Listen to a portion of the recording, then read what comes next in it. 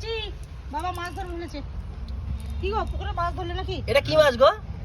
এটা গাঙ্গা মাছ, একে রুই মাছ বলে। গাংরুই যাকে বলে? গাংরুই। আর ওই পাই নিচে বাটা। এই বাবা আমি তো পাই। আচ্ছা এটা বাটা। দেখেছিস ওই বাটাটা কিন্তু সাইজের কাদা হয়ে গেছে, দেখেছিস? এই দেখ, এই দেখ চিংড়ি মাছগুলো না? কোথায় চিংড়ি মাছ? কই? এটা পাই নিয়ে চলে গেছে তো। না একটা নিয়েছি। আরে একটা এই আরেকটা ভালো দেখি।